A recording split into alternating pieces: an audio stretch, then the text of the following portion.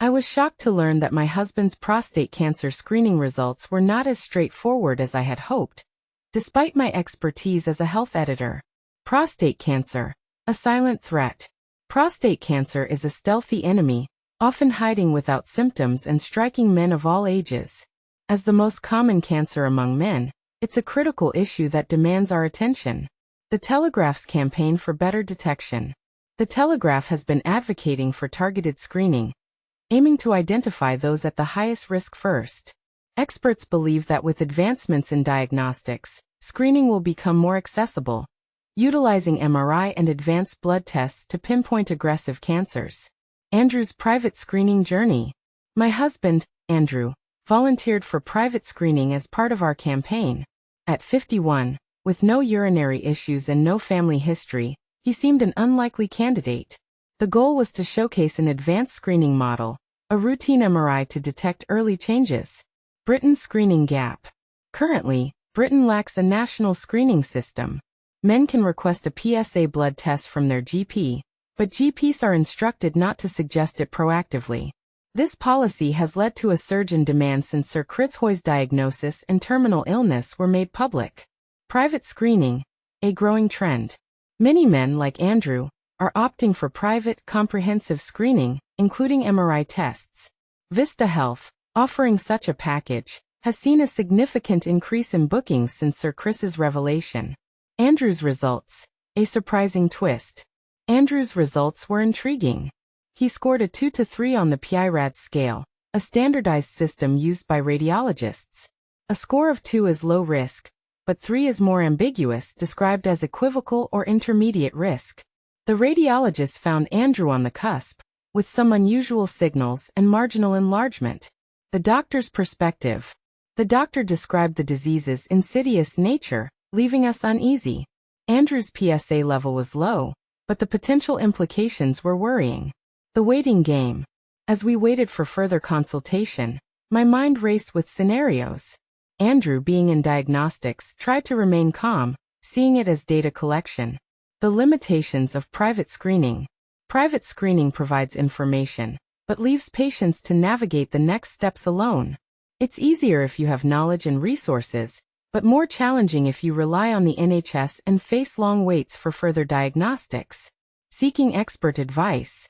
We decided to consult Professor Mark Emberton, a leading UK urologist and prostate MRI pioneer. He instructed for an expert review of Andrew's scans. Professor Emberton's reassurance. Professor Emberton's assessment was reassuring. He found Andrew's prostate to be normal, with an exceptionally low PSA density. This is a normal scan. I think you can be deeply reassured, he told Andrew. The power of baseline data. Professor Emberton emphasized the importance of having Andrew's baseline scan. Now we have something in the bank. In 5 years, if your PSA changes, we can compare it to this scan. Every prostate is unique, and this baseline is crucial for future comparisons. The Transform trial, a step forward.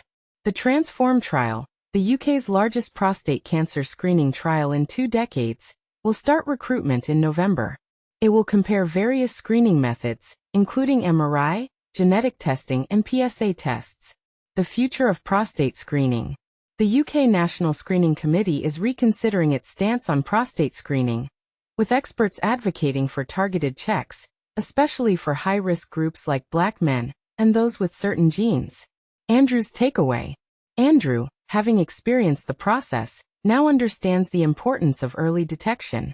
Professor Emberton advised him to get an annual PSA test, not due to high risk, but to interpret any changes in the context of his baseline MRI. The benefits of early detection. For Andrew, the screening journey, though uncomfortable at times, has left him better informed and prepared for the future. For me, it highlighted the vulnerability families face during the limbo between data and diagnosis. Even advanced tests can't eliminate the waiting and uncertainty. The debate on overdiagnosis and overtreatment. The risk of overdiagnosis and overtreatment often dominates the screening debate. However, the science is advancing rapidly, with fewer low-risk men undergoing major treatments. Meanwhile, survival rates remain low for those diagnosed at later stages. The inequality in access to screening. Andrew's experience highlights the arbitrary nature of the current system. While he has peace of mind with his baseline scan, many cannot afford such private screening, despite higher death rates from prostate cancer in deprived areas and certain groups. A call for accessible early detection. Early detection of cancer should not be a luxury.